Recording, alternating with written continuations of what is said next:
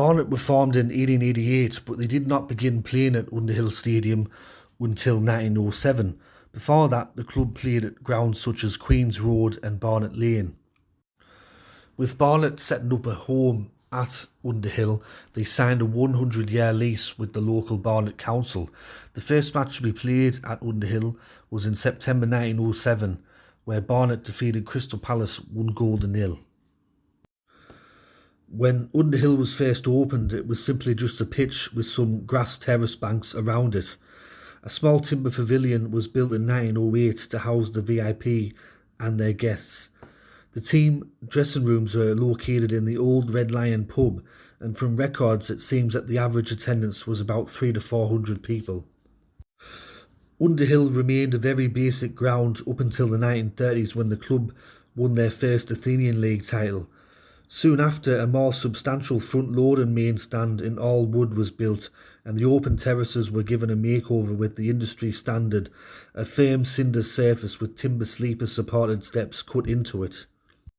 It was around this time in the early 1930s that Barnet got one of their highest attendances at Underhill, when 6,853 people attended to watch an FA Cup tie against Queen's Park Rangers in 1931. Queen's Park Rangers won the match 7-3. By the 1940s, 2 turnstile blocks were built, the first on Westcombe Drive and the second on Barnet Lane. The clubhouse was also extended and a public address system installed. During the 1950s and early 1960s, work was done on the East Terrace and the South West Terrace, with both of them having roofs constructed. In September 1962, Underhill Stadium had 8 floodlight pylons installed at the ground. Barnet won back-to-back Athenian titles in 1963 and 1964, when the first major development occurred at the ground, with the demolition of the original main stand, making way for a new modern brick and concrete stand which could seat 800 people. From the pitch, there didn't appear to be much difference between the old and the new stand, especially in spectator space, but interior photographs from the time illustrated the incredibly tiny dressing rooms and facilities the players had to endure at the old stand. The main stand's cost was originally £30,000 and was meant to be extended all the way down to the bottom end of the goal, but the additional cost of £15,000 could not be raised. The first match to be played when the new stand were built was a third round FA Cup tie in the 1964 season against First Division Preston North End. 10,861 people attended Underhill to witness a narrow 3-2 defeat. During the 1988-1989 season, the East Terrace's roof wings were severely damaged during a storm and had to be completely replaced.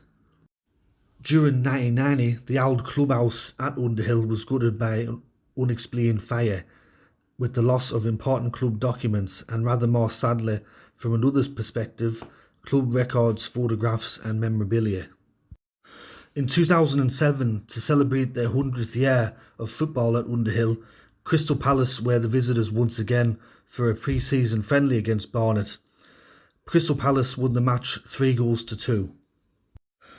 Barnet opened the 1,000-seater South Stand in 2008 to replace the temporary structure which had stood in its place for over 10 years.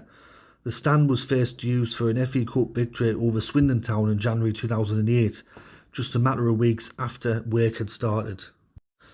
Barnet also erected a temporary covered structure in the northeast corner of the ground, which seated a capacity of 240. This was built so away supporters could have the choice of between sitting or standing, as the stand was adjacent to the away terrace section.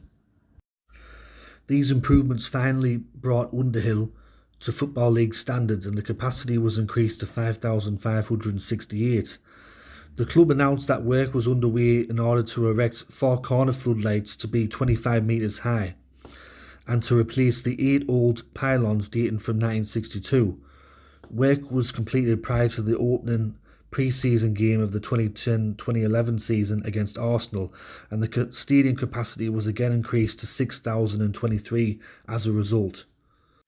There had been talk for some time that Barnet would potentially leave Underhill, and in 2012-2013 season it was finally announced that Barnet would be leaving Underhill after just over 106 years of playing there. Their final ever match at the ground come on the 20th of April 2013 against Wycombe Wanderers, and Barnet won the match 1-0, with Jake Hyde scoring the winner in the 81st minute. Also, Graham Stack saved a penalty in the 94th minute to secure a victory for Barnet in front of a sold-out crowd of 6,001 people. Barnet moved out of Underhill and started their 2013-2014 season campaign at the newly built Hive Stadium in Edgware. Demolition of Underhill began in January 2018. This come off the back of, in June 2015, the site was sold to the Education Funding Agency. Demolition work began in January 2018 to facilitate the building of the Arc Pioneer Academy, which opened in September 2019. Barnet wasn't the only team to play at Underhill during its history.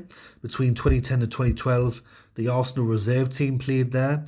In 2014, London Broncos, a rugby league side, used it as their training facility and where the under-19 team would play. And also in 2014, Edgware Town Football Club used it as their stadium whilst their ground was being refurbished. The record attendance at Underhill was 11,026 people for a match against Wycombe Wanderers on the 23rd of February 1952 for an amateur FA Cup tie.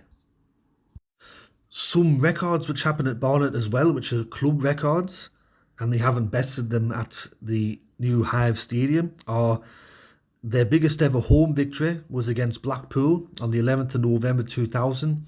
They defeated them 7-0 at Underhill in a Division 3 match. Also, the biggest ever league defeat in their history happened at Underhill. This come in Division 3 on the 5th of September 1998. They were beaten 9-1 against Peterborough United. And I think you can actually watch this game on YouTube. I think I remember seeing it somewhere. So that concludes my video on Underhill, the former home ground of Barnet from 1907 to 2013.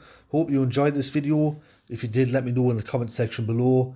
And let me know if you've been to this ground or if you've been to the new Hive Stadium. I'd like to know your comments and thoughts in the section below.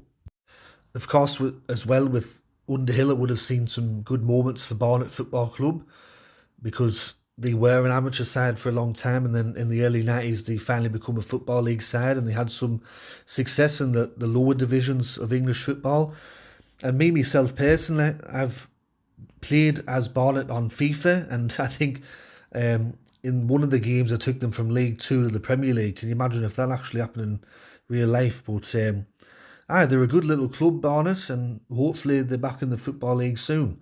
But anyways, this has been my video on Underhill. Hope you enjoyed it, and stay tuned for more videos in the future.